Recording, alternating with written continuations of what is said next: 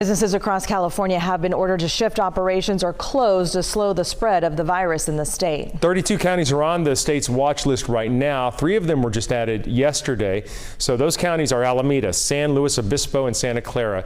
If they're still on the watch list by tomorrow, that means they're going to have to close indoor operations in fitness centers, places of worship, indoor protests, restaurants, personal care services, hair salons, and malls. Right now, 29 of the 32 counties have been ordered to close these businesses for the next 3 weeks. And some of them are in our own backyard.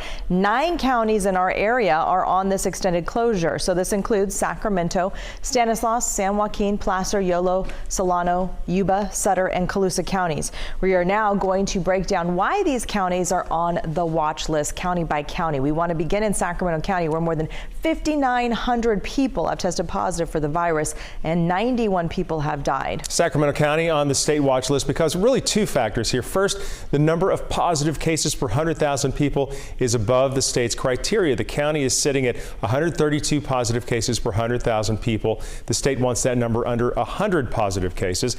Also, the county is seeing a rise in the use of ICU beds. Right now, 17.1% of the ICU beds are available in the county. The state wants to have at least 20% of the ICU beds available at any given time. Important to note here, though, that not all of the ICU beds are being used because of coronavirus. The public health officer for Sacramento County says who is going to the hospital is also changing. We're also seeing a change in the hospitalized cases in that there was a time during the peak in April where most of the hospitalized cases were in individuals over the age of 65. And that is changing. We're seeing younger, and that's a reflection of what we're seeing with the population as well. And the factor that we're seeing right now is that many of them do have underlying conditions such as diabetes and hypertension and kidney disease. Stanislaus County is on the watch list because of 2 factors for elevated virus transmission.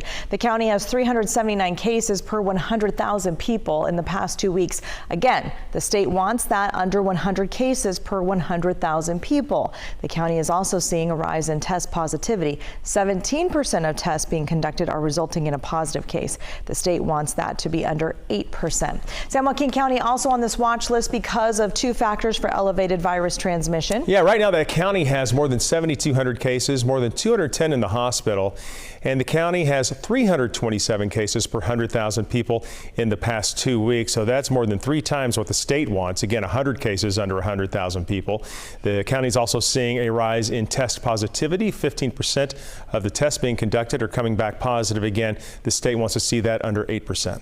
Placer County is on the watch list for 2 factors in hospitalization. The county has seen a 26% change in the 3-day average of coronavirus hospitalized patients. The state wants it under 10%. The county is also seeing a rise in the use of ICU beds. Right now, they have 15% of ICU beds available. The state wants it at more than 20%. Yolo County on the list for 2 factors in testing and hospitalizations. So the county has 141 positive cases per 100,000 people in the past 2 weeks. Again, we've talked about this. The state wants to see that under 100 cases per 100,000 people. The county also on the list for the number of ICU beds available. They have 15% of those beds available. The state wants more than 20. The county health director, though, is not worried yet about having enough beds if needed. We know there was a lot of deferred care that was happening in the first months of the COVID outbreak. So the hospitals, I know, were trying to play catch up, and so their hospitals were filling up before we saw this this new surge in cases. And so it's less about us being concerned that we can't get COVID patients hospitalized. We do have hospitals making adjustments. They're opening up new wings or new units for COVID patients. So while overall, for example, the number of ICU beds may look like it's down, we actually are not concerned because they are able to build additional capacity.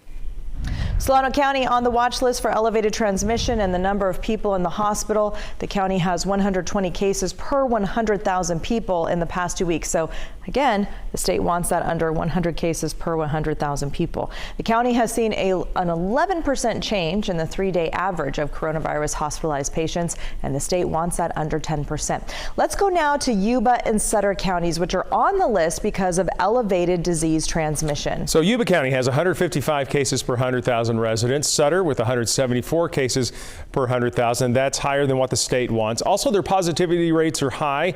Sutter sitting at 9%, Yuba 10%. The goal, again, remember, 8% here. The counties hope to slow the spread of the virus by reducing transmission. The goal is to break the chain of transmission, right? If someone knows that they've been in close contact with a confirmed case, they can make the decision, do I want to quarantine myself? Do I want to get tested just to be safe? Do I need to let other people know? Because as we can see, this virus can quickly spread from one person to 3 to 10. So it's really important to give people the information they need in order to make the decisions to keep themselves healthy. Coosa County is on the watch list because of 2 factors for elevated virus transmission. The county has 327 cases per 100,000 people in the past 2 weeks.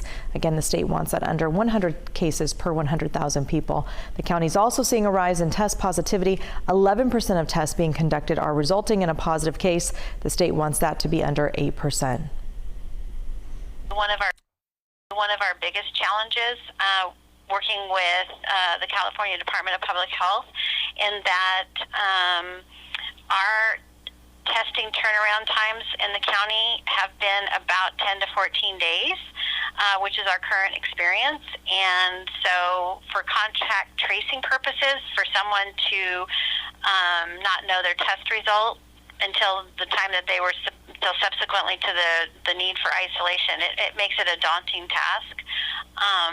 And I have actually reported that directly to CDPH that this has got to get some sort of it has to be addressed in some sort of way, because you're testing like crazy, but we're not getting results. And for our county, it just makes it very, very difficult. And what the other problem is that I see is that when people have been tested for COVID-19 and they're waiting for their results, they need to shelter in place. They need to stay put, and that's not a message that's coming from the state either. So it's very challenging.